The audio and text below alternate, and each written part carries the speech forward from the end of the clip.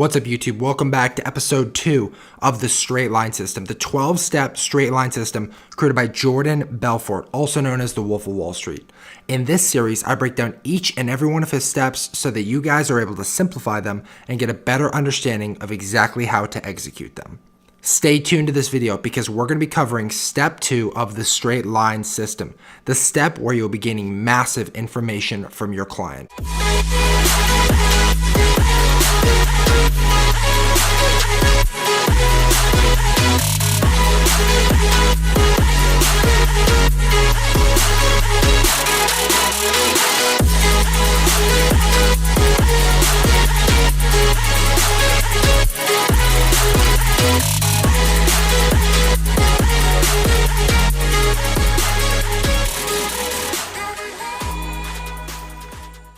Welcome back to the video. Whether you are a returning subscriber or new to the channel, be sure that you have subscribed so that you're kept up to date on each and every one of these videos that I will be producing on the overall sales process. You can click the link above if you haven't watched that first video yet. Be sure to catch up on that content.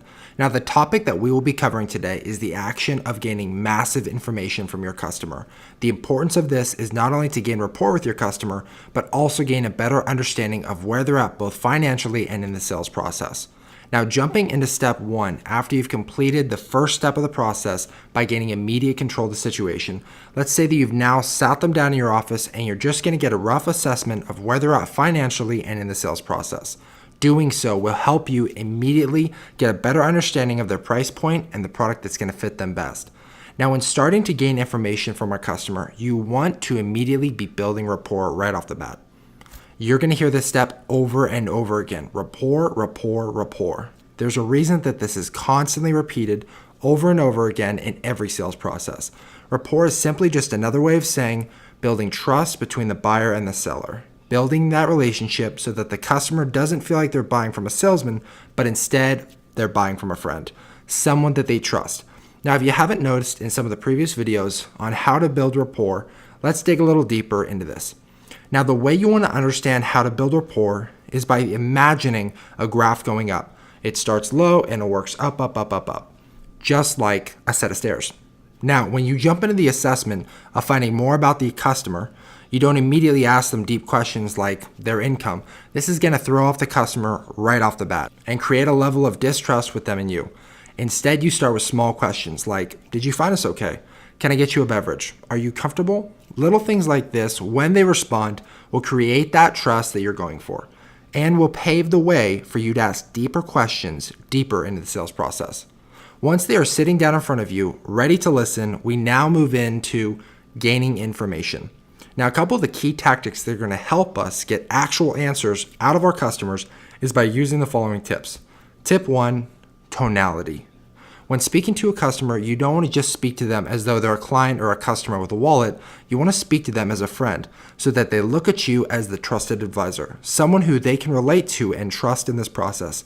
You want to almost put yourself in their shoes and show them this so that instead of you selling them the product, you're buying it with them. Now, let's consider some different tonalities. Let's say that you're going to the doctor's office. You sit down at the table, you're uncomfortable, because nobody likes the doctor's office.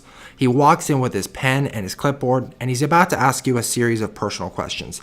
Now, although the doctor isn't a sales representative, he's still selling you something. He's selling you on the ability to trust him and his expertise in the medical field. How does the doctor ask questions? What tone does he use? Well, whether he knows it or not, he's going to be naturally using an expert tone. Why?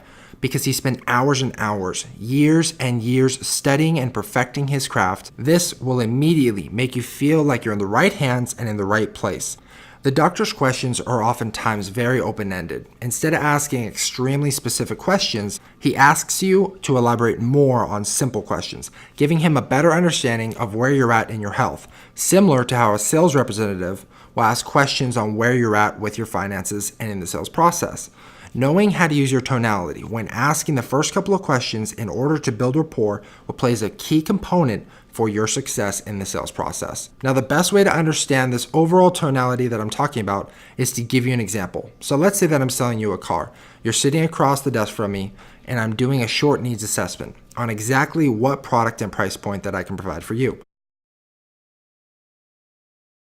So John, how long have you been in the market for a car? Can you elaborate on that? How's your car running right now? What type of vehicle are you looking for? Would you consider four-wheel drive? Will you be driving in more rugged terrain or your metropolitan highways? What are some of the major things that you're looking for in your new car? What would you say is a good price point that you're willing to spend on a new car? Now, asking questions like these is a double-edged sword. Not only am I building rapport by asking questions and getting you to elaborate on where you're at right now, but I'm also getting a better understanding of what exactly it is that you want. So that if you come in for a Jeep and I skip this part of the process and I go and show you a Corvette, obviously I'm gonna have a very hard time closing that sale, and it will most likely lead to objections or you just shopping other competitors. When you begin to understand the overall impact and importance of gaining massive information from your customer, you will start to realize that the back end of the sale is extremely affected by the front end of the sale through gaining knowledge on where the customer's at and where they're going, so that you understand by the time you finally get to the product, that beautiful car, that amazing club membership, or that beautiful dining room table set, you can already tell that you're on the right track to what the customer wants. This will lead to less objections and oftentimes a faster close rate. Now, although we want to understand how to ask questions the right way, in the right tonality, even more importantly, we want to know how to respond. Notice how I didn't say reply, I want to respond. There's a big difference here. As an example, let's say that I ask you what you're looking for in terms of a car. Asking questions like this and responding will show the customer that you are more interested in seeing that he gets the right product than you getting that commission check at the end of the sales process. Now, some of the key tactics to show someone that you're responding and not just replying is through eye contact, a slight shake of the head, and phrases like, I'm with you there. Yeah, that makes sense. And then leading into deeper and more detailed questions. Now, by doing this, taking immediate control of the situation, gaining all this information by building rapport, understanding tonality and your questions, and of course responding, will create an incredible relationship between you and the buyer and will drop any distrust that he has for you. Now, whether you like to take notes mentally or with pen and paper, it's important to understand the different keys that they're giving you on exactly what they want, so that in the back end, you're able to hit on exactly what they wanted and remind them what they're looking for. Doing this will not only show them that you are actually listening to them, but will also set them up with a better product and remind them exactly what they're looking for.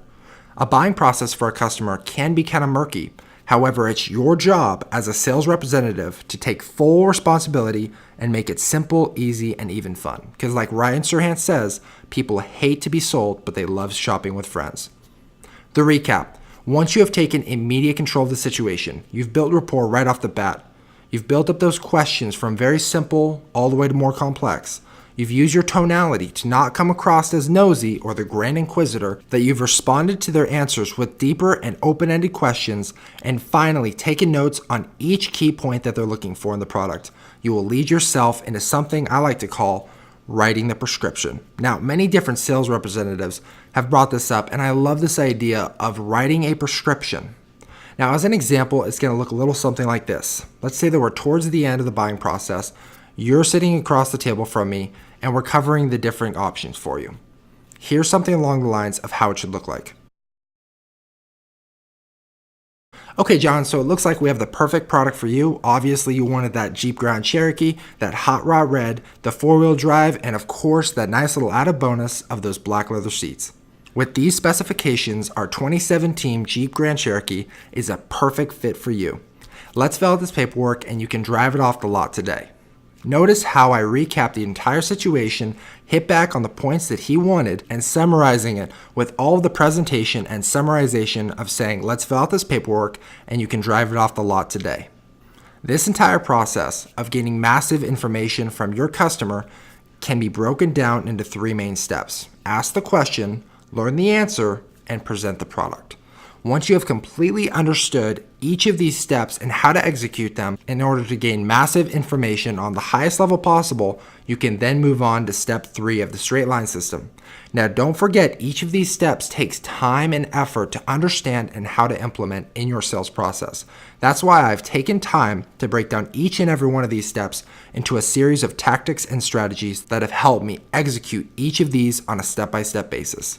Use these tactics to your advantage, make them your own, and perfect them in your own way in your industry so that you too can 10x your sales career.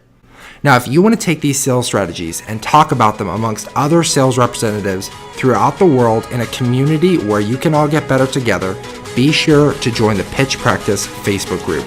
I'll leave a link below as well, where we can all talk amongst each other of our different sales strategies and tactics that have helped us 10x our sales career and help each other get better together.